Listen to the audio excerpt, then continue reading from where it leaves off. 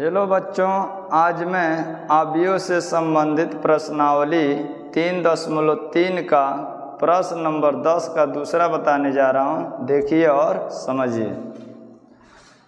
प्रश्न नंबर 10 का दूसरा है, आव्यूह 6 - 2 2 - 2 3 - 1 2 - 1 3 को एक सममित आव्यूह तथा विषम सममित आव्यूह के योगफल के रूप में व्यक्त कीजिए। तो यहाँ से हल देखिए।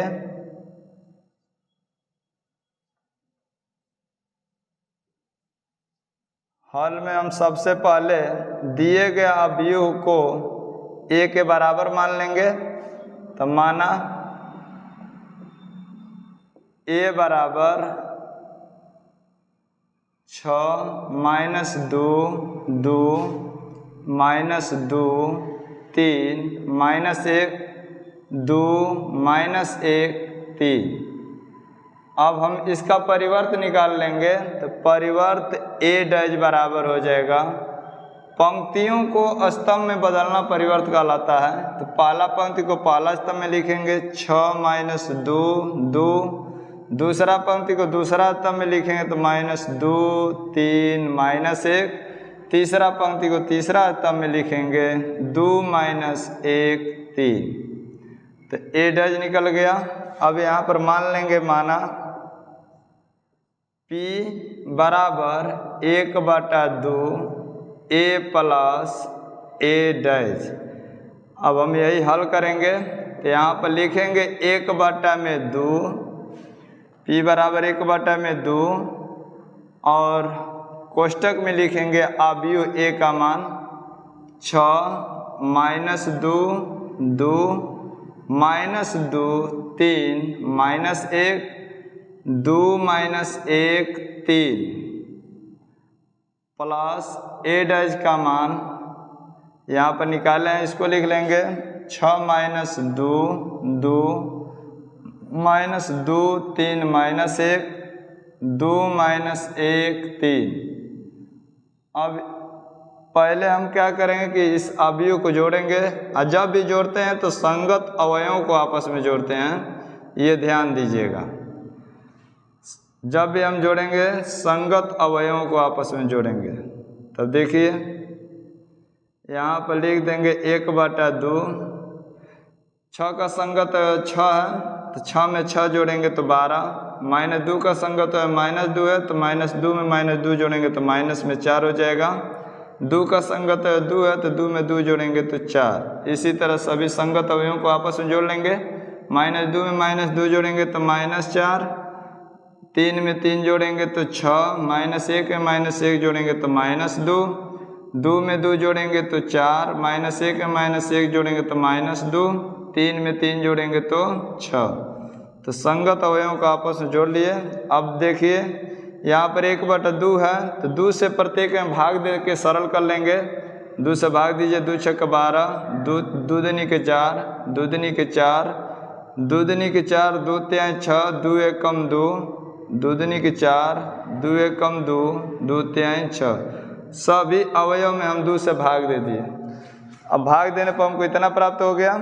अब देखिए, अब लिखेंगे p' बराबर पंक्तियों को स्तंभ में बदलना परिवर्त कहलाता है। तब पहला पंक्ति को पहला स्तंभ में लिखेंगे 6 - 2 2। दूसरा पंक्ति को दूसरा स्तंभ में लिखेंगे तो -2 3 -1। तीसरा पंक्ति को तीसरा स्तंभ में लिखेंगे तो 2 -1 3। पंक्तियों को स्तंभ में बदलने से हमको p' प्राप्त हो गया, मतलब p का परिवर्त प्राप्त हो गया। अब देखिए p' निकाले हैं तो हम देख रहे हैं कि ये पहला पंक्ति में जो अवयव है वही इसमें भी अवयव है। दूसरा पंक्ति में भी सेम टू सेम वही अवयव है। तीसरा पंक्ति में भी सेम टू सेम वही है। तो हम इसको कह सकते हैं कि p' बराबर p। चूँकि p' बराबर p, अतः p बराबर 1/2 a प्लस a' एक सममित आव्यूह है। सममित आव्यूह है। जब हम ए डैश बराबर ए चाहे पी डैश बराबर पी निकालते हैं तो वहाँ कहते हैं कि एक सममिता व्यूह है। अब देखिए यहाँ से अब हल कर रहे हैं। अब लिखेंगे माना Q बराबर 1/2 a माइनस ए डैश, तो Q बराबर हो जाएगा 1/2 a का मान रख लेंगे 6 माइनस 2 2 माइनस 2 3 माइनस 1 2 माइनस 1 3, अब माइनस ए डैश का मान नीचे निकालें, इसको रख लेंगे 6 minus 2 2 minus 2 3 minus 1 2 minus 1 3 2 minus 1 3। अब संगत अवयवों को आपस में घटा देंगे, तो 6 में से 6 घटाएंगे तो 0 हो जाएगा। माइनस 2 में से माइनस 2 घटाएंगे तो ये माइनस में प्लस हो जाएगा, तो माइनस 2 में प्लस 2 अब जुड़ जाएगा तो 0 हो जाएगा। एक माइनस एक प्लस रहता है तो हमेशा घटता है, ये ध्यान दीजिएगा। माइनस 2 में से जब माइनस 2 घटाएंगे तो ये माइनस में प्लस हो जाए, माइनस प्लस होकर 0 हो जाएगा। 2 में से 2 घटाएंगे तो 0, माइनस 2 में से माइनस 2 घटाएंगे तो ये भी 0 हो जाएगा। 3 में से 3 घटाएंगे तो 0, माइनस 1 में से माइनस 1 घटाएंगे तो 0, 2 में से 2 घटाएंगे तो 0, माइनस 1 में से माइनस 1 घटाएंगे तो 0, 3 में से 3 घटाएंगे तो 0। अब 2 से भाग देंगे तब भी 0 ही होगा। 0 0 0 0 0 0 0 0 0।